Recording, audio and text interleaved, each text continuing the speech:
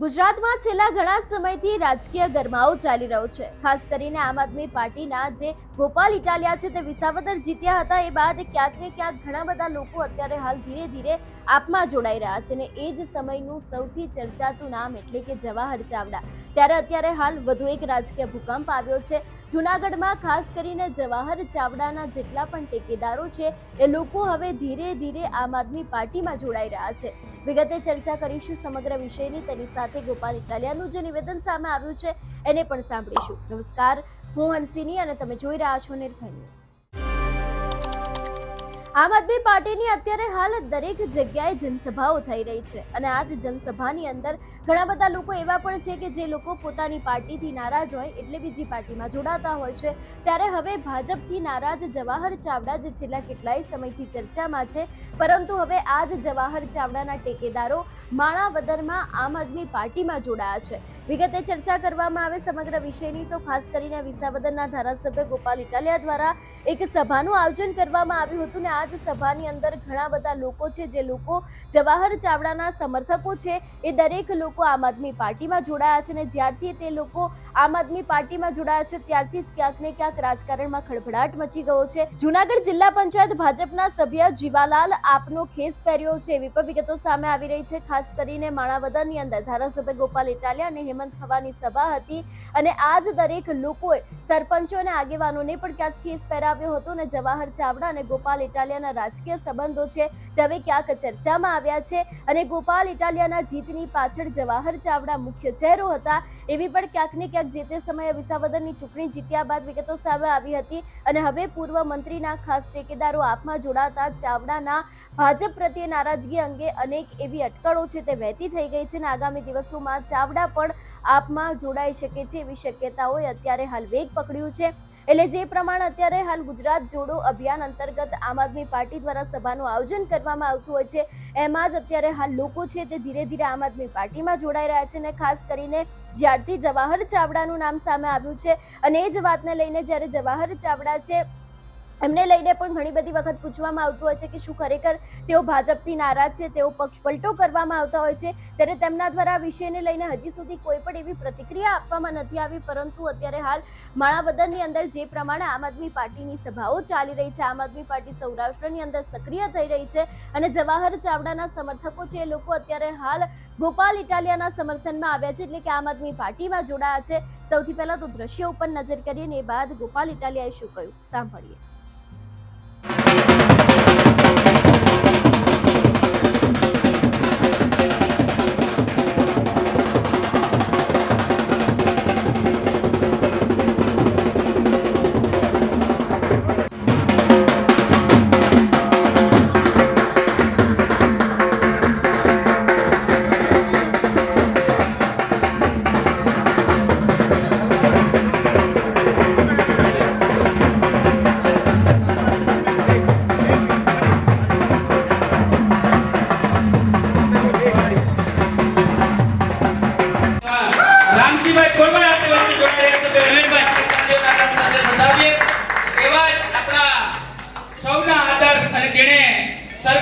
વિસાવદરની ધરતીએ કેશુબાપા જેવા મુખ્યમંત્રી વિસાવદરની ધરતી ઉપરથી આવ્યા અને વિસાવદર એમના સ્વાગત વિધિ પૂરી થતા જ આપણે કાર્યક્રમને સીધો જ આપણે ચાલુ કરશું। તો હું આપણા માનનીય ધારાસભ્ય માનનીય ગોપાલભાઈ ઇટાલિયાના સ્વાગત માટે પુષ્પાર્થી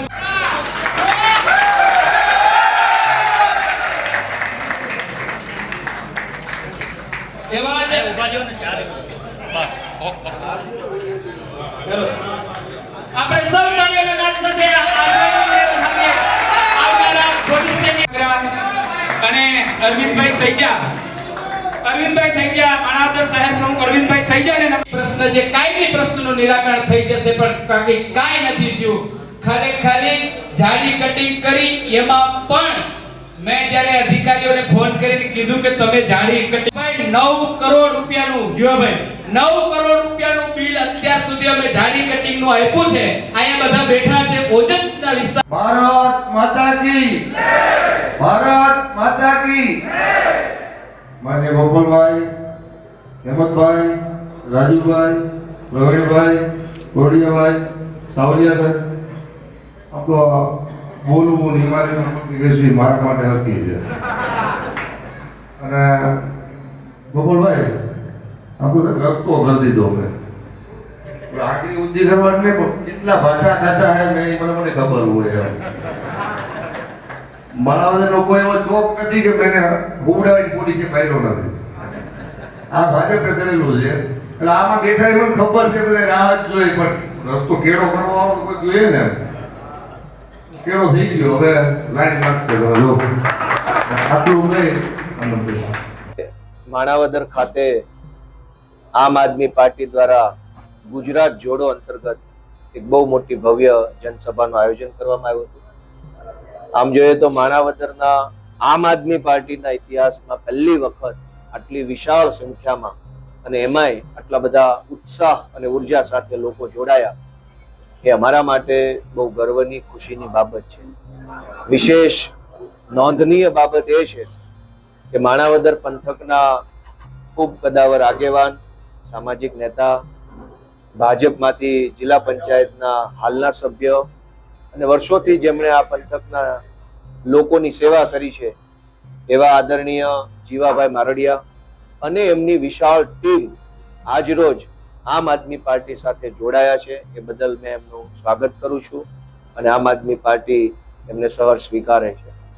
ગુજરાતમાં જે રીતે છેલ્લા 30 વર્ષોથી ભાજપે ગુજરાતના ગામડાઓનો, ગુજરાતના ખેડૂતોનો અને યુવાનોનો દાટ વાળ્યો છે એ જોતા વર્ષોથી જનતા એક નવા રાજનીતિક વિકલ્પની શોધ કરી રહી હતી. પરંતુ કોંગ્રેસ જનતાના મનનો વિકલ્પ બનવામાં નિષ્ફળ ગઈ ત્યારે વિસાવદરની જનતાએ આગેવાની કરી. વર્ષો પહેલા વિસાવદરની જનતાએ આગેવાની કરી અને કોંગ્રેસને હટાવી અને બીજેપીનો રસ્તો કરી આપેલો. આજ ફરીથી જનતાની ડિમાન્ડના આધારે વિસાવદરની જનતાએ ગુજરાતની જનતાને એક રસ્તો કરી આપ્યો છે. ત્યારે સૌ સારા આગેવાનો, સેવાભાવી આગેવાનો, લોકોનું કામ કરવા માટે તત્પર હોય એવા આગેવાનો માટે આમ આદમી પાર્ટીનો રસ્તો વિસાવદરથી ખુલ્યો છે. ત્યારે ગુજરાતના ગામડે ગામડેથી લોકો આમ આદમી પાર્ટી સાથે જોડાઈ રહ્યા છે, જોડાવા તન ગણી રહ્યા છે અને આવનારી ચૂંટણીમાં ગુજરાત આખામાં વિસાવદર વાળી થવાના શુભ સંકેતો દેખાઈ આવી. જે પાસનું આંદોલન ચાલુ હતું ત્યારે હાર્દિકભાઈ આપ સાથે હતા. અત્યારે ભાજપમાં એવું ચર્ચા છે કે હાર્દિક પટેલને ભાજપ વાળા તમારી સામે મૂકવા માંગે છે, એવી કઈ ચર્ચા છે? ચર્ચા ઉપર કોઈ ટેક્સ નથી એટલે ચર્ચા હંમેશા થતી રહેશે. ભાજપ છે એનો એક જ ધંધો છે, બે મોઢાની વાતો કરવી. ભાજપ પાર્ટી પોતાના કાર્યકર્તાઓને ગુલામ બનાવીને રાખે છે. આવી ગુલામી તો કદાચ આ જુનાગઢના નવાબે નહીં કરી હોય. તમને એનો એક દાખલો આપું કે સી.આર. પાટીલ જ્યારે નવા પ્રદેશ પ્રમુખ બન્યા ત્યારે એમ કહેતા હતા એક વ્યક્તિ એક હોદ્દો. આજે ખુદ પાટીલ પાસે 2 હોદ્દા છે, કેન્દ્રીય કેબિનેટ મંત્રી અને ગુજરાતના પ્રદેશ અધ્યક્ષ, અને 2 અત્યંત મહત્વના હોદ્દા છે. ક્યાં ગઈ એક વ્યક્તિ એક હોદ્દાની વાત? એનો સીધો અર્થ એ થયો કે ભાજપ પાર્ટીના ટોચના નેતાઓ ભાજપના કાર્યકર્તાઓને ગુલામ બનાવીને રાખ્યા છે. આજ ભાજપ પાર્ટીના નેતાઓ પોતાને નિયમ બનાવે પણ એ નિયમ માત્ર કાર્યકર્તાને લાગુ પડે. તો મારું એટલું જ કહેવાનું છે કે ગોપાલ ઇટાલિયાને વિસાવદર વિધાનસભાની બહેનોએ આશીર્વાદ આપ્યા છે, ખેડૂતોએ આશીર્વાદ આપ્યા છે. હું મારી રીતે અડકો દડકો કરીને બનેલો નેતા નથી. સમાજના પ્રેમ, સમાજની લાગણી અને સમાજનું હૂંફ મળી ત્યારે મને આ સ્થાન મળ્યું છે. તો ભાજપ પાર્ટીએ મારાથી ચીડાવવું ન જોઈએ, મારી હારે હરીફાઈ ન કરવી જોઈએ. જનતાએ આપેલા ચુકાદાને સહર્ષ સ્વીકારી અને કંઈક હારા ગામમાં મગજ દોડાવવું જોઈએ. એ તો હું કેમ કહી શકું, એની મારી પાસે કોઈ સમાચાર નથી. એ હારી બાબત છે, એમનું ખૂબ ખૂબ સ્વાગત છે.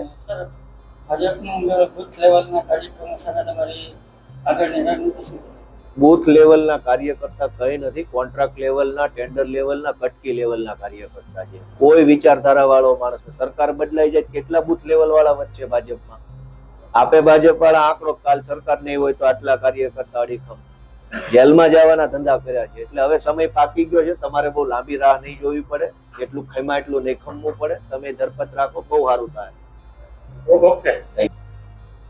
ગુજરાતના રાજકારણમાં મોટો ભૂકંપ કહી શકાય, કારણ કે છેલ્લા ઘણા સમયથી રાજકારણ ગરમાયું છે અને વિસાવદરના ધારાસભ્ય ગોપાલ ઇટાલિયા બન્યા એ બાદ પણ ક્યાંક ને ક્યાંક આમ આદમી પાર્ટીનો ફરી એક વખત ગુજરાતમાં ઉદય થયો હતો ને ત્યારે હવે જ્યારે જવાહર ચાવડાના સમર્થકો છે, એમના ટેકેદારો આપમાં જોડાયા છે, એના કારણે રાજકીય વર્તુળ છે એમાં પણ ક્યાંક ને ક્યાંક ઘણી બધી ચર્ચાઓએ વેગ પકડ્યો છે. આગામી સમયમાં જોવાનું રહેશે કે હવે શું નવા જૂની થાય છે.